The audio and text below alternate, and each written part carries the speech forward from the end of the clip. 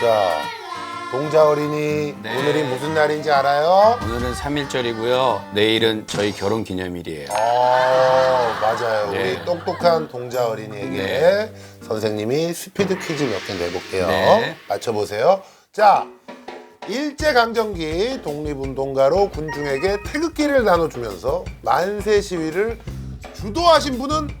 옥속에 갇혀서도 만세를 불렀던 유관순 열사입니다. 아하, 맞아요. 네. 그럼 3.1운동 당시 민족 대표 33인이 한국의 독립을 선언한 글은?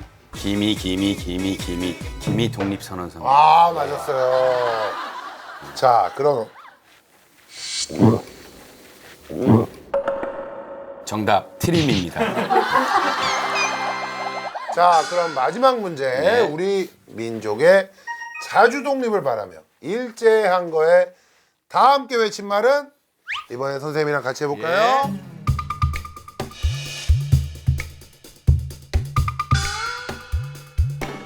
대한독립! 만세! 만세! 대한독립 만세! 대한독립 만세!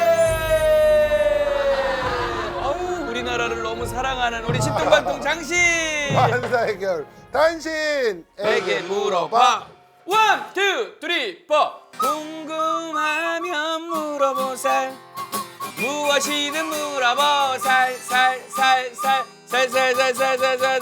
옥속에 갇혔어도 만세 부르며 유관순 열사를 생각합니. 대한독립 만세! 자, 출연자 근황 뉴스 시간입니다. 아, 선녀가 기겁했던 사연입니다. 아내분의 소식이 아시죠? 예. 예. 저희 남편이 너무 더러워가지고 어느 정도 더러운데? 입냄새는 기본이고요. 비듬, 갑질. 와우. 애기가 아빠 입에서 똥냄새 난다고 똥냄새 난다고. 야, 이씨. 나 같은 성격이었으면 너 때렸어. 그게 쉽게 고쳐질 것 같지 않았는데. 이게 뭐 방송 나고 아내가 너무 깔끔을 떤다, 아내가 기를 죽인다 이런 댓글 달려서 아내가 너무 억울하셨대요. 아니 근데 저희가 사실 그 편집된 게 굉장히 많아요. 사실 아직도 양치를 안 하고 주무시는 날이 허다허다 하던답니다. 그러니까 아직도요. 이거는 그럼 여기 뭐하러 왔어요?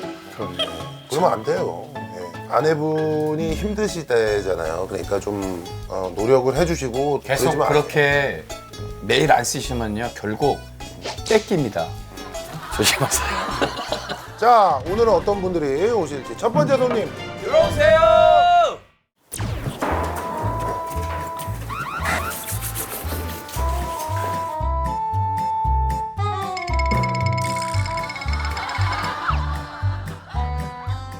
어서 와. 네, 안녕하세요.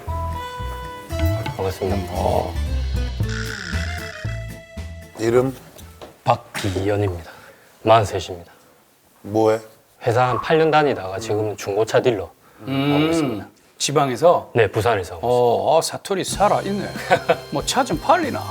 그것 때문에 고민이 많습니다. 그것 때문에 고민이 많습니다. 그것 때문에 왔지. 다 아는 거 우리가.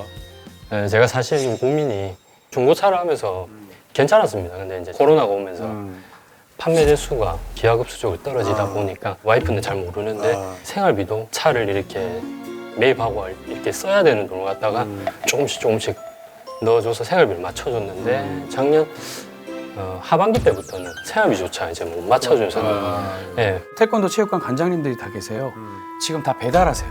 네, 맞습니다. 제가 그 고민을 하는 게 대리운전이나 택배 같은 것도 지금 등록을 해놓고 투잡, 쓰리잡을 하면서 코로나 위기를 그냥 기다리면서 넘겨야 할지 아니면 제 이런 상황을 알고서 선배 한 분이 그 외국 건설 현장에 외국? 네, 어디? 주로 중동 국가입니다. 네, 두바이 같은데 큰 장비 같은 거를 이제 돌리는 그런 쪽으로 하면 돈을 많이 벌 수 있는데 한번 생각을 한번 네. 해보지 않겠냐. 네, 그래서 이제 제 가족을 위해서 제가 기러기 생활을 좀 해야 되지 않을까 어떻게 해야 되나 싶어서. 야, 진짜 아빠의 고민이다 이거. 아기는 지금 예, 올해 5살입니다. 아들 하나 있습니다. 아이고. 지금은 그러면 수입이 어떻게 돼? 현재? 지금은 한 달에 한 150. 그러니까 이제 이 집도 꾸준한 지출이 네. 정해져 있었는데 네. 예를 들어서 300 정도는 벌어야 이것 되고 하는데 150으로는 지금은 안전이 그렇잖아. 네. 그게 그러면은 모아놓은 거는? 이제 제가 중고차 할 때도 그렇고 워낙 없이 시작을 하다 보니까 이제 또 중고차 하면서 돈도 좀 떼였고 그래서 빚만 빚도 있고. 네, 있다 보니까 근데 이거 그냥 내가 생각할 때 아빠인데 너무 본인 인생을 그렇잖아 다 내려놓고 결정해야 된다라는 게 그러니까 제가 진짜 그렇게 안 보이는지 몰라도 엄청 부지런하거든요. 부산에서도 좀 손에 꼽힐 정도로 부지런한 편인데 정말 열심히 했습니다. 근데 결국 돈 앞에서 이 자본금이 없다 보니까 맞아 중고차는 자본금이 있기 결국 시작해. 돈이 있어야 되다 보니까 이제 일반 회사에 취직하려고 해도 제가 이제 지금은 안 되지. 40이 그래서 현실적으로 제가 한 달에 고정비 들어가는 것만큼 그러면은 외국 거기 건설 현장에 가서 뭘 할 수가 있는 거야? 그러니까 큰 고속도로 같은 걸 어. 내게 되면 어.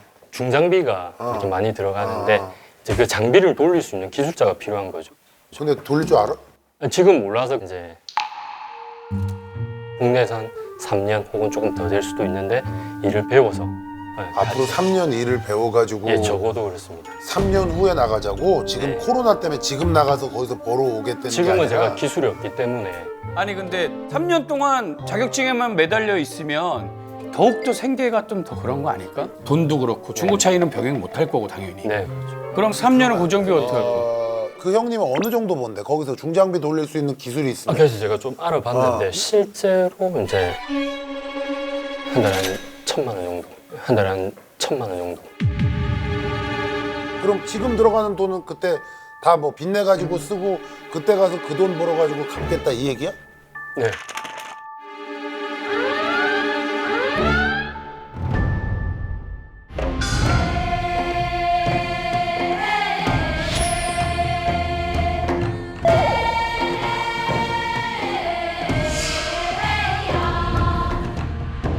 이 미래가 보여 지금. 뭐가 보이는지 알아? 만약에 그렇게 해서 가지. 네. 잘못하면 골병 들어. 지금 43이지? 네. 2년 있다가 45 넘겨봐봐. 몸에 또 변화가 있어. 아파. 네, 지금도. 그러니까 근데 나이도 40이 넘고 열정이 있다고 그래도 사실 몸도 한계가 있는 건데. 그러니까 그냥 여기서 가족들하고 함께 있는 게 나은 게 아니냐 이거지. 46에 애가 8살이라고 이제. 46세. 그때는 아빠가 더 필요하지 않을까? 애가 이제 초등학교도 들어가고 막. 제가 사실 지금 고민이 그걸 위해서 시간을 투자하는 건 괜찮은데 제가 사실 저희 아버님께서 제 아주 어릴 때 일본에 건설 현장에 일을 하러 가셨었거든요. 근데 한국에 전혀 못 들어오시다가 제 대학교 졸업반 때 가난 말기 선고받고 한국에 오셨거든요. 15년 만에 전 아버지 뵙고. 근데 이제 제가 그게 참 안타까웠던 부분이 뭐냐면 아버지에 대한 기억이 전혀 없다 보니까 아버지가 오셨는데도 즐겁고 기쁘거나 한 것도 전혀 없고 그렇지 어색한 뭐 거예요. 없는데 어색하지.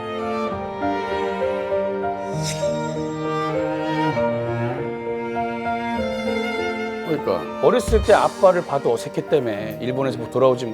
근데 애 7살 돼서 아빠 찾을 때 중동 가 있어. 10년 벌겠다고 10년 후에가 고등학교 거의 17살 졸업해. 아빠랑 참 그럼 친해지겠다. 본인도 그런 걸 느꼈으면서. 그럼에도 불구하고 그치 알아. 벌이가 줄어들면서 어. 집사람이 원래는 사던 것도 망설이고 그래 막 맞아.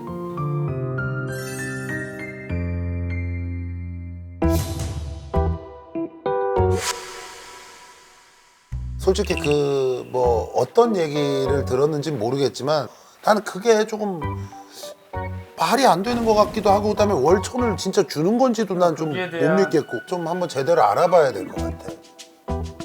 그런 식으로 친다면 우리나라에 중장비 다갈 돌릴 것 수 있는 기술만 있으면 전부 다 갔어야 돼. 특수 장비하는 분들 있잖아요. 아.